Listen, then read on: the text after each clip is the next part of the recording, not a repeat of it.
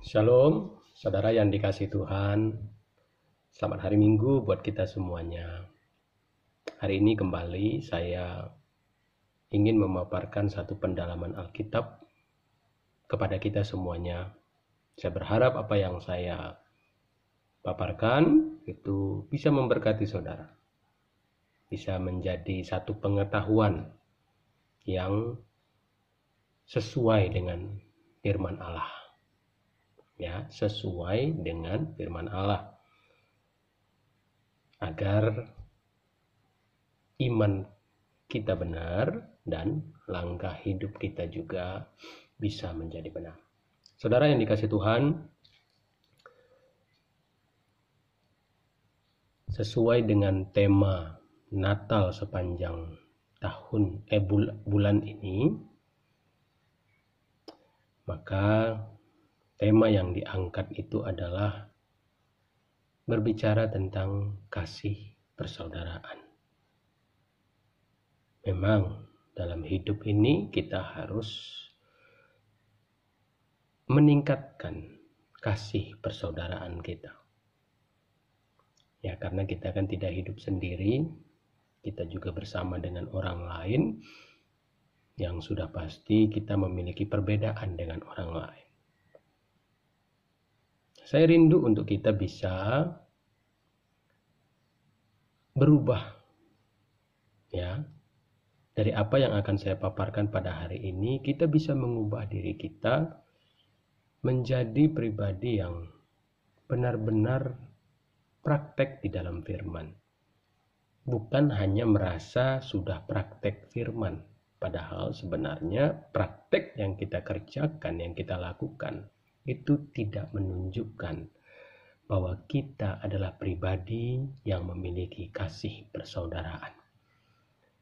Nah, mengenai kasih persaudaraan ini, saya akan membagi beberapa sesi, ya, dan dengan judul yang berbeda-beda, walaupun judul besarnya adalah berbicara tentang mengasihi sesama.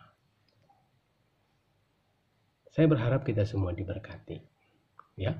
Saudara yang dikasih Tuhan, mari kita buka dulu satu ayat yang sudah sangat populer buat setiap kita, yaitu terambil dari Matius 22 ayat yang ke-39. Matius 22 ayat yang ke-39. Firman Tuhan mencatat, dan hukum yang kedua yang sama dengan itu ialah, kasihilah sesamamu manusia seperti dirimu sendiri. Hukum yang kedua yang sama dengan itu berarti dalam ayat sebelumnya itu ada hukum yang pertama yang sebenarnya memiliki kualitas yang sama dengan hukum yang kedua ini, yaitu hukum kasihilah Tuhan Allahmu dengan segenap hatimu. Artinya sama di sini adalah sama pentingnya. Jangan sampai kita hanya melakukan hukum pertama tanpa melakukan hukum kedua.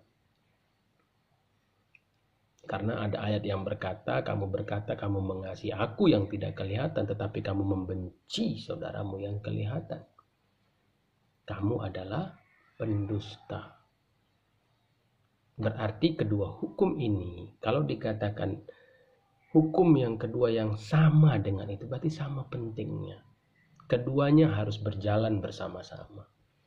Kita tidak bisa melayani, ya, doa pagi, ibadah, ya, tanpa kita melakukan hukum yang kedua. Tidak bisa. Keduanya, sekali lagi saya katakan, itu harus berjalan bersamaan.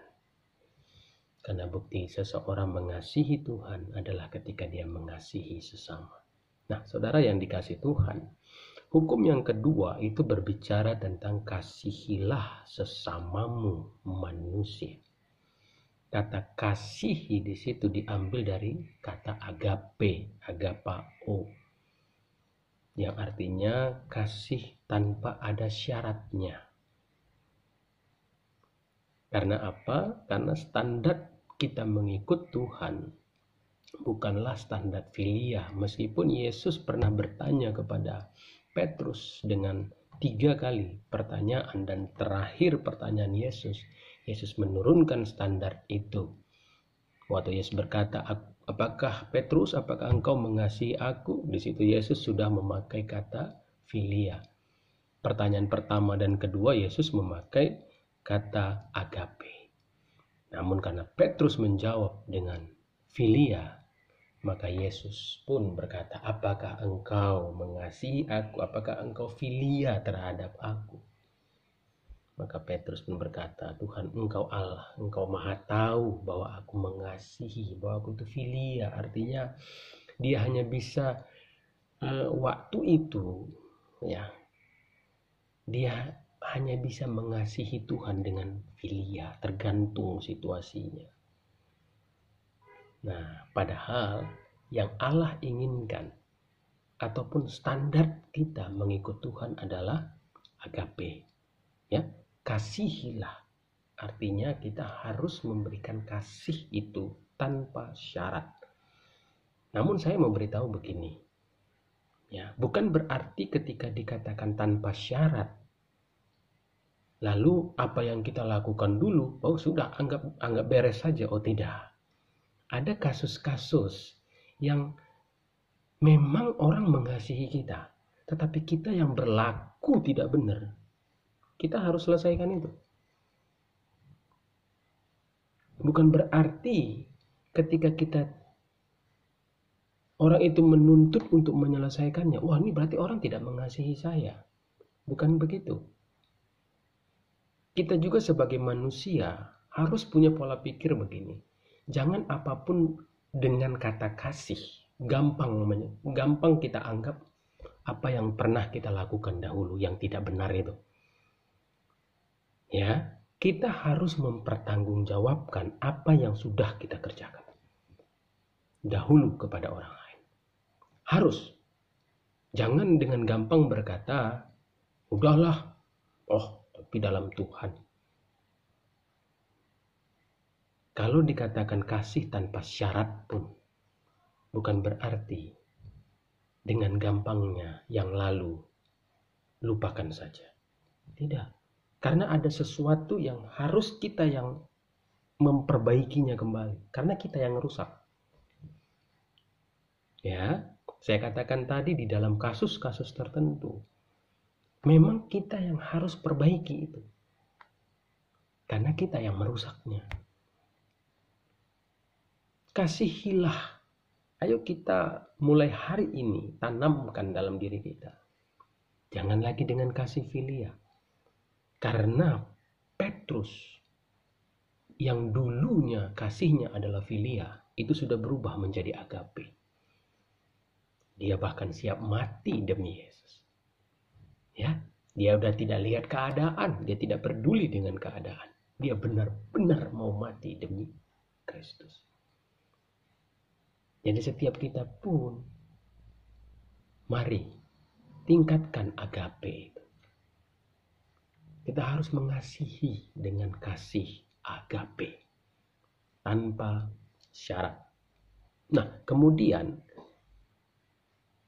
kata sesamamu manusia. Nah, ya, kalau lihat ayat, saya pernah katakan bahwa lihat teks itu, lihat konteksnya. Karena memang itu salah satu cara yang benar menafsirkan Alkitab. Kalau enggak nanti kita, maaf saya gunakan bahasa ini, ngawur. Tapi gunakan nama Tuhan. Nah ini yang bahaya kan. Janganlah kita jadi penyesat dengan model-model begitu ya. Jangan jadi penyesat. Kata mengasihi sesama manusia itu diambil dari kata Yunani plesion.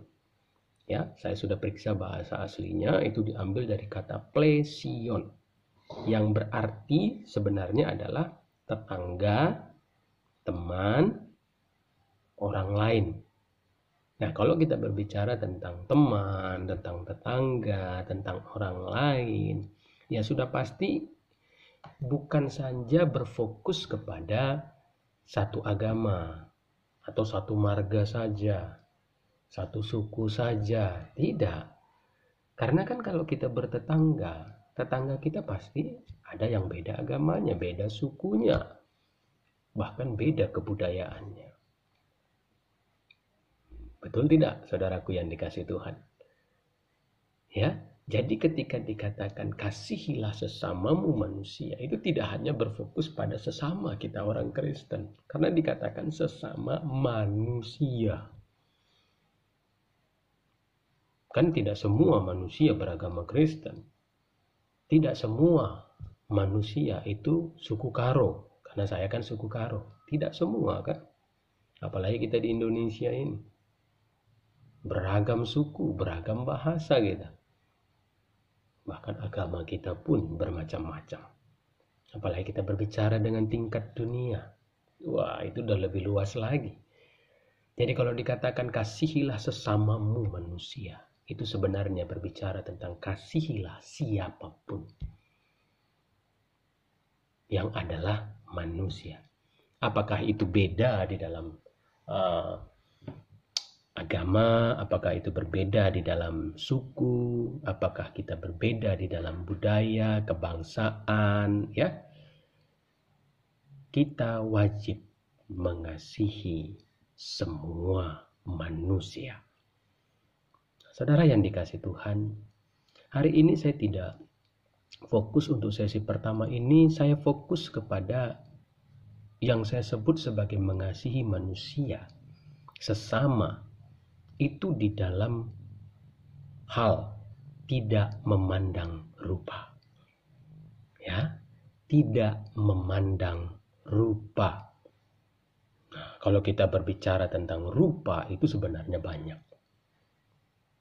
Rupa itu bisa berbicara tentang status orang, kaya, sederhana, miskin, terkenal, nggak terkenal, ya kan?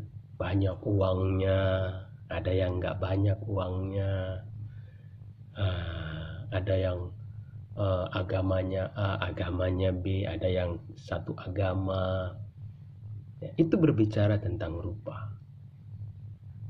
Saya berharap kita semua sebagai orang-orang Kristen, ya, karena ini kan ditujukan kepada setiap kita, adalah ajaran dari Allah kita, supaya kita yang adalah pengikut Kristus, kita mengasihi sesama manusia.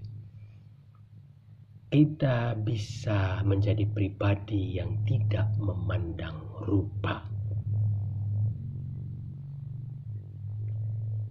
Kita bisa bergaul dengan siapa saja tanpa memandang rupa. Kita bisa menjadi pribadi yang sama dengan si A, dengan si B, dengan si C, dengan si D. Tetap sama meski kita berbeda. Ada pasti perbedaan. Meskipun kita orang Kristen, pasti kita punya perbedaan. Nah, saudara yang dikasihi Tuhan, dalam hal apa ya kita itu tidak boleh memandang rupa? Bedakan konteks ketika Allah memilih Daud, ya, karena kan di situ ada ayat yang ada satu pernyataan yang dituliskan, dimasukkan menjadi di dalam Alkitab, ya, yang berkata bahwa manusia memandang rupa tapi Allah melihat hati, kan begitu. Itu kan konteksnya adalah Allah memang melihat Daud ini adalah pribadi yang tepat untuk menggantikan Saul sebagai raja, bukan saudara-saudara daripada Daud. Nah, begitu. Oke. Dalam hal apa kita itu perlu untuk jadi pribadi yang tidak memandang rupa? Ya, jangan sampai dalam hal-hal ini kita memandang rupa. Artinya lihat status sosial orang itu, ya kan? Lihat ini orang banyak uangnya enggak, lihat ini kerenya ini, mungkin kita lihat lagi pakaiannya, kita lihat mobilnya, ada yang pakai mobil atau mobilnya mobil paling mahal pula gitu.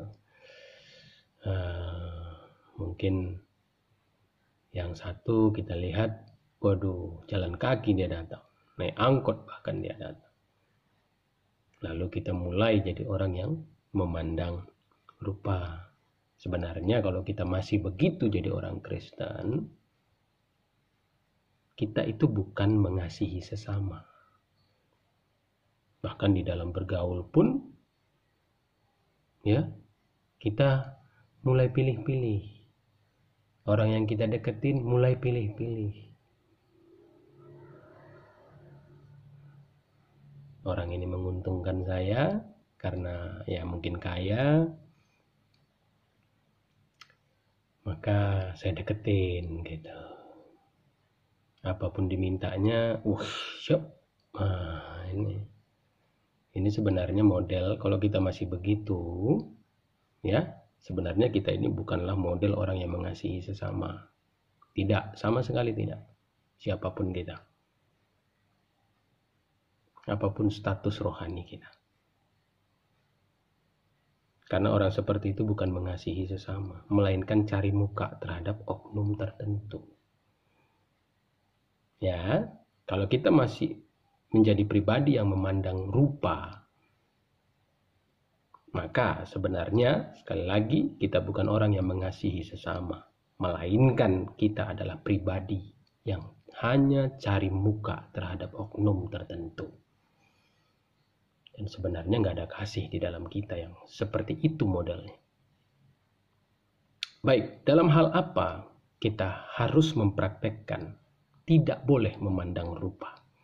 Artinya kita perlakukan semua orang itu sama, itu maksud saya. Tidak memandang rupa itu artinya kita memperlakukan semua orang sama.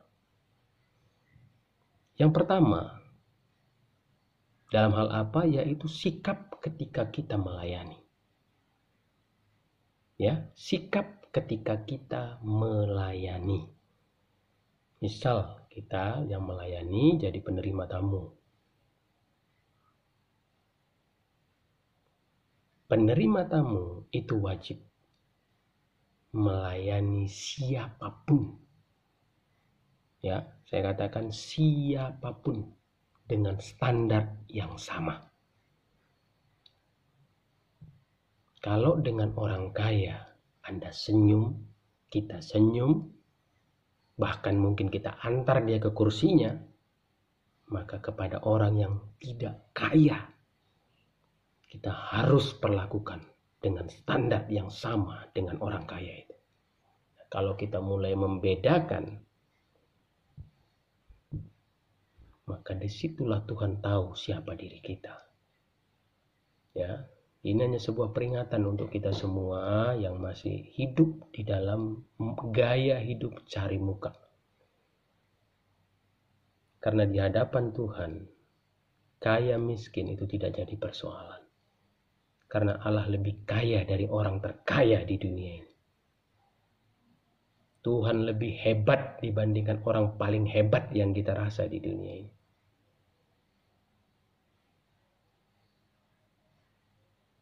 Kesalahan terbesar kita para pelayan ada di tempat ini.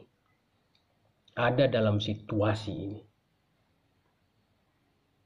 Di mana kita memperlakukan orang di dalam sebuah pelayanan itu berbeda. Apakah itu orang membantu gereja dengan uangnya yang besar? Apakah itu orang hanya membantu gereja dengan uangnya yang kecil? Sedikit saja. Kalau dalam jumlahnya kita lihat, perlakukan mereka sama. Ya, perlakukan mereka sama. Harga seseorang bukan pada nilai yang dia keluarkan. Tapi harga seseorang adalah bahwa dia berharga di mata Tuhan.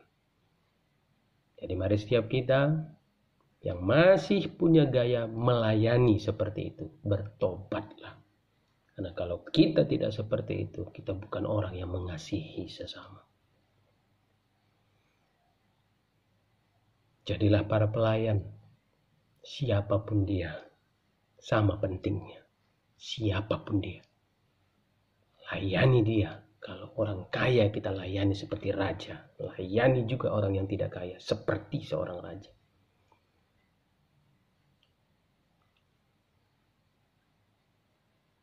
Amin, saudara. Mari kita berubah. Ya, seperti saya katakan di awal tadi, jangan kita merasa sudah mengasihi. Padahal sebenarnya apa yang kita kerjakan itu menunjukkan bahwa kita belum mengasihi sesama manusia.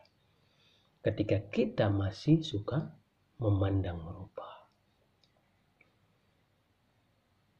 Semua orang sama di mata Tuhan. Karena semua kita diciptakan dari Tuhan. Karena kita semua adalah segambar dan serupa dengan Allah. Jadi saat kita melayani, berikan sikap yang memiliki standar yang sama untuk semua orang. Tak peduli dia mau kaya, tidak peduli dia mau terkenal, berikanlah standar yang sama. Lalu yang kedua, sikap di dalam, ini beberapa saja ya. Yang kedua adalah sikap di dalam menanggapi undangan pelayanan. Buat kita yang diundang melayani, apapun itu kan jenis pelayanan banyak, ada musik, ada khotbah. Ya, saat kita diundang, berikan sikap yang sama. Sikap yang sama yang saya maksud di sini adalah apakah itu gereja besar atau gereja kecil, gereja yang besar persembahan kasihnya dengan yang mungkin tidak ada persembahan kasihnya, gereja yang jemaatnya banyak dengan gereja yang jemaatnya hanya berapa orang, gereja yang kalau lihat tempatnya besar sekali dengan gereja yang kita duduknya di tikar. Berikan sikap yang sama. Jangan gereja besar ngundang, kita siap. Tapi begitu gereja kecil yang ngundang, padahal kita belum ada jadwal di situ, kita berkata, aduh sudah ada. Padahal belum ada sebenarnya. Saudara yang dikasihi Tuhan, itu sikap yang pertama ketika kita diundang melayani. Ya, gereja manapun katakan siap kalau memang pada tanggal yang diminta, pada jam yang diminta itu memang belum ada pelayanan. Ya, karena kalau kita milih-milih, kita belum mengasihi sesama. Belum. Perkataan kita itu hanya tong kosong nyaring bunyinya. Ya, sikap yang kedua adalah di dalam kita menerima undangan. Ketika kita ada di dalam lokasi, kita tidak bisa memakai standar. Misalkan kita di kota, lalu kita pakai standar kota di desa, apalagi pakai pula standar kota di pelosok, ya tidak mungkin lah. Ya, sikap kita itu harus sama. Mau kita dapat administrasi, mau dapat akomodasi yang dengan tidak, tetap melayani dengan standar yang sama. Kitanya, bukan situasi gereja yang undang. Ya, kita harus menunjukkan sikap yang sama. di dalam melayani. Tetap harus sama. Sama di sini maksud saya, kita harus tetap menjadi hamba dimanapun kita melayani. Karena setiap tempat itu pasti berbeda. Hentikan komplain sana sini. Kalau kita masih komplain sana, komplain sini, menganggap semua standar harus sama, nggak melihat kota atau desa atau itu pelosok, maka sebenarnya kita belumlah jadi orang yang mengasihi sesama. Karena sekali lagi, kasih itu agape, Bapak Ibu. Tidak mungkin kemampuan pelosok itu sama dengan kemampuan kota besar, gereja besar. Tidak mungkin. Ya. Jadi dalam hal apa yang kedua, yaitu sikap kita di dalam menanggapi undangan itu. Baik waktu diundang, baik ketika kita datang dalam undangan itu. Kita bukan orang penting. Ya, pelayanan itu anugerah Tuhan, bukan karena orang itu perlu kita. Enggak, kalau hanya khotbah siapapun bisa lah. Kalau hanya khotbah saja. Makanya saat kita diundang itu anugerah Tuhan. Siapapun ngundang, ya kalau memang lagi kosong, ya pergi. Jangan melihat PK-nya, jangan melihat situasinya. Taubat ya, taubat kita yang masih begitu. Jangan bicara kasih kalau kita saja sebenarnya bukan orang yang mengasihi sesama. Buktikan kasih kita.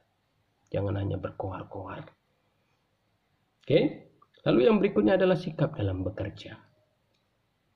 Ya. Saya pernah bekerja.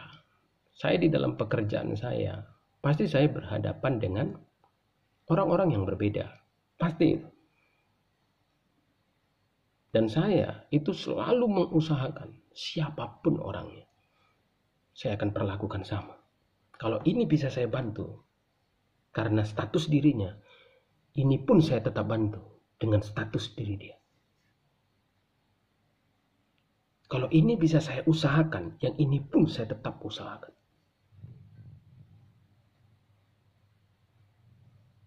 Sikap di dalam bekerja itu penting. Karena kita juga di dalam pekerjaan kita berhadapan dengan perbedaan dari status sosial manusia. Jangan karena dia kaya, lalu kita perlakukan berbeda dengan yang tidak kaya. Itu memalukan di hadapan Tuhan. Walau kita mungkin secara manusia merasa bangga dengan sikap kita begitu. Tapi itu menunjukkan bahwa kita tidak hidup di dalam kasih agape. Ya, masih banyak hal lagi, saudara. Tetapi 3 hal ini yang penting untuk kita sadari dulu. Yaitu ketika kita melayani, miliki sikap yang di dalam standar yang sama. Perlakukan semua orang itu sama. Lalu sikap di dalam menerima undangan. Jangan membeda-bedakan lagi. Buang itu semua. Sama seperti Paulus berkata apa? Upahku adalah ketika aku bisa melayani tanpa upah. Dia tahu banget bahwa pelayanan itu adalah anugerah Tuhan. Walau dia orang pintar. Rasa kalau kita belum sepintar dia lah. Masih jauh mungkin. Tapi bisa kita lebih sombong daripada dia. Dia saja tidak sombong. Ayo, kasihilah sesamamu manusia seperti dirimu sendiri. Berhenti kita memandang rupa. Berhenti kita membedakan status orang. Berhenti kita membeda-bedakan orang. Perlakukanlah semua orang sama. Perlakukanlah semua orang itu sama. Siapapun dia. Tuhan Yesus memberkati kita semua. Amin.